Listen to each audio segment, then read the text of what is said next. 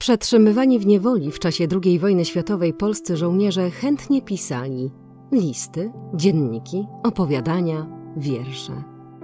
To dzisiaj nie tylko świadectwo wydarzeń sprzed dziesięcioleci, ale i fascynujące studium człowieka w izolacji. Człowieka świadomego jej skutków, potrzeby dokumentowania dla innych własnej teraźniejszości i tworzenia, które dodaje sił do przetrwania. W zbiorach Centralnego Muzeum Jeńców Wojennych jest wiele takich dokumentów. Wśród nich szczególną uwagę zwraca tomik poezji porucznika Zbigniewa Mystkowskiego, który w zamieszczonych tam utworach zmaga się z udręką oczekiwania na odzyskanie wolności. Tomik ma znamienny tytuł „Godziny czekania”, a został wydany w 1943 roku w Oflagu 2 EK Neubrandenburg.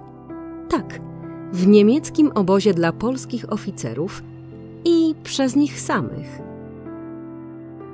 Miałem kilkanaście, może 20 lat, kiedy dowiedziałem się od swojego ojca o naszym dalekim krewnym, podporuczniku Zbigniewie Mystkowskim i jego zbiorze wierszy pod tytułem „Godziny czekania”. Panowie, oficerowie Wojska Polskiego wzięci do niewoli w 1939 roku spotkali się w jednym z niemieckich obozów jenieckich.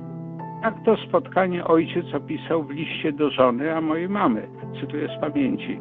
Odwiedził mnie Zbigniew Mystkowski z linii kaliskiej, dziennikarz Gońca Warszawskiego. Już zdążyliśmy się zaprzyjaźnić. Pamiętam, że ojciec zachwycał się też sposobem wydrukowania godzin czekania, nazywając go techniką przedgutenbergowską. Był pełen podziwu dla kunsztu drzeworytnika, podporucznika Wacława Bulzackiego. To prawda.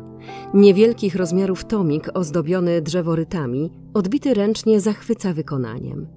Ci, którzy nad nim pracowali, mieli wyobraźnię, której nie ograniczały kolczaste druty i dokuczliwy brak potrzebnych materiałów czy urządzeń. W pierwszym wydaniu powstało 50 numerowanych egzemplarzy, a w drugim tyle samo nienumerowanych. Publikacja doczekała się w czasie wojny wznowienia już w Oflagu 2D Grossborn, do którego trafili polscy jeńcy z obozu Neubrandenburg. Egzemplarz przekazany do Centralnego Muzeum Jeńców Wojennych w czerwcu 2020 roku za pośrednictwem Muzeum Katyńskiego w Warszawie to wydanie pierwsze. Powiększył zbiory Centralnego Muzeum Jeńców Wojennych szczęśliwym zbiegiem okoliczności.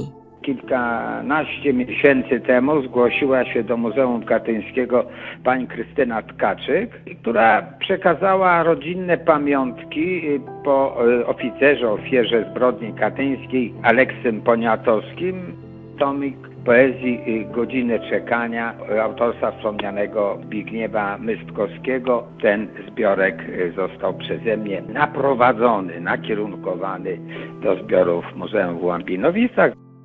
Tomik Zbigniewa Mystkowskiego został oznaczony stemplem obozowej cenzury. Zostawiała ona swój ślad na wszystkim, co jeńcy pisali w niewoli i co do obozów w wersji pisanej docierało.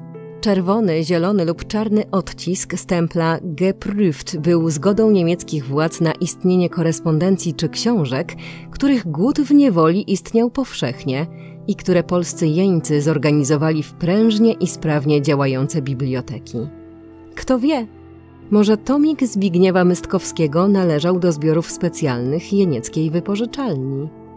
Trafiały tam przecież jenieckie wydawnictwa, tworzone starannie i często bogato zdobione. W niewoli polscy żołnierze starali się nie trwać bezczynnie.